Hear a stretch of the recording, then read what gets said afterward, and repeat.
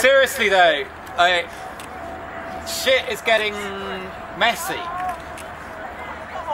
If I'd said to you 2 months ago that the whole of the British Parliament would turn against Rupert Murdoch and tell him to fuck off, you would have thought I was delusional. If I'd said a month ago that we were going to see large parts of London on fire with moments where it seemed like things were out of control, you would have said that I was scaremongering. Reality is moving kind of fast at the moment. And it's not going to get back under control. We're not going back to business as usual. And most of us kind of know that and kind of feel that more than most people do, I'd guess. That's part of why we're here at something like this. But part of what I want to say is that we're all going to be taken by surprise by how things play out over the months and the years ahead. Things are changing very fast. And lots of stuff that we grew up taking for granted is not going to be there.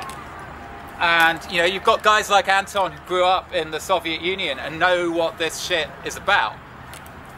And you need to listen to the things that people like that have to say. You've got guys like Smari, who was just a fucking geek reading anarchist texts in his room, assuming that there was nobody else in his country who gave a shit about any of this stuff.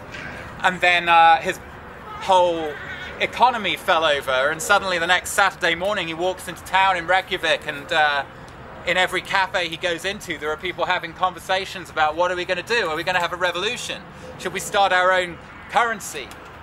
You know, suddenly these things move from being niche pursuits that a few of us are kind of geeky about to stuff that everyone's going, right, fuck, it's broken down. And that move happens incredibly quickly, because the breakdown of things is inevitable long before anyone who has any interest in how things are right now can admit the possibility of it. If you get the chance to talk quietly in back rooms to some of the smart people, whether it's from the city or from mainstream politics or whatever, it's surprising how scared they are, how aware they are of how fragile and precarious things are. Like how close we came in the autumn of 2008 to the global economy literally falling through its own arse. And there's a great story in Andrew Rawnsley's book, The End of the Party, where he talks about a hedge fund trader who goes home on a Friday in October 2008 and goes to the farmer next door to his big posh house in the countryside and buys a field full of sheep off him because he's not convinced that there is going to be money coming out of the cash machines the next Monday morning. And those guys are starting to get that scared again, and there is no guarantee that things will land just right this time and we'll be able to keep the game going for one more round. The game is almost over. No one can tell you exactly how much longer it's going to go on because no one knows, but it's almost over. It's incredibly precarious, and it's time to remember that it is a game and that we are the players and not the pieces we've been playing with. The versions of ourselves which are allowed into public reality and the kind of society that we grew up in are less than the people who we are. The model of reality which that society has been founded on doesn't speak to the truth of what it is to be human.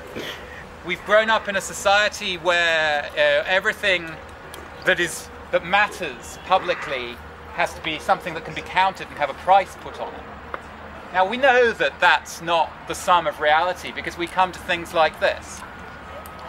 But we need to be aware that things like this are going to move from being fringe, kind of playful, fun stuff, places where we come out and hang out with guys in our scenes, to the stuff that still works. And there are going to be a lot of bewildered people out there who can no longer sustain the illusion that the stuff that they were brought up on works.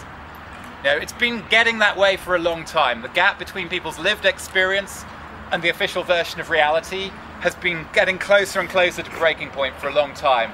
Ordinary middle-class people in this country are feeling it now in a way that only the people at the bottom of society were feeling it under Thatcher. Ordinary middle-class people are waking up and going, hang on a moment, why is it that I feel like I'm poorer than my parents? Why is it that when my parents were in their late 20s and they just got married and they were both teachers, they could afford a house that was enough to bring a family up in an okay corner of London, and we can't imagine that. the gap between the official story that things, good years taken with bad, have been getting better and better, and the lived experience has been growing for some time. But we're reaching the point where that's going to be breaking in some really brutal ways for people, for more and more people.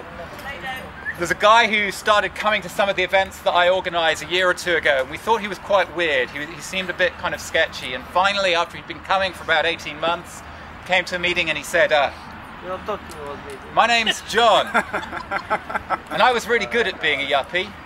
I miss it." And 3 years earlier, he'd broken up with his boyfriend. He'd been working in a really well-paid job in LA in the tech industry, and he thought he'd get another job. He thought they'd sell the flat they owned together. Like, the market crashed. He found himself moving to London, found himself living on a quarter of what he had been earning for the whole of the previous 10 years of his career. And he'd started coming to talk to us and hang out with us, and we thought, who's this kind of slightly weird guy who's not very forthcoming about who he is and where he's coming from? And that was because he wasn't part of our scene. He was not someone who would ordinarily have come and had these conversations. But his reality had broken, and he was looking for another reality that still seemed to work somehow. So look out for those people, because there are going to be more and more of them turning up in the worlds that we move in.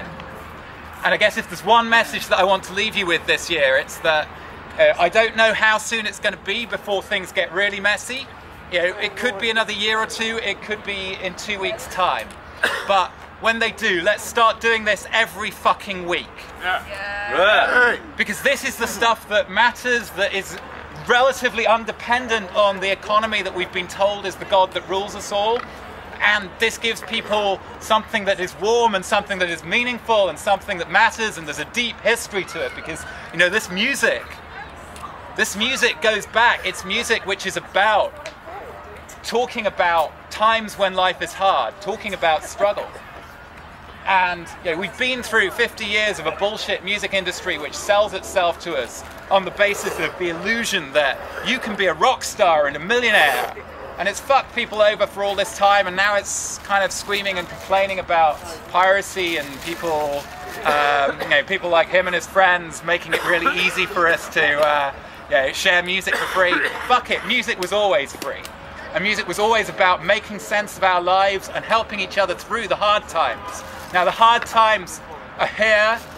They're not going to get easier anytime soon. They're going to get harder for a lot of people. So let's make a home for those people in our hearts and in the music, which is what brings us together and what inspires us. And let's have War in the Park every fucking week once things start to get bad, okay? Hell yeah! Are you in? Yeah. Okay, that's good. Thank you. See you.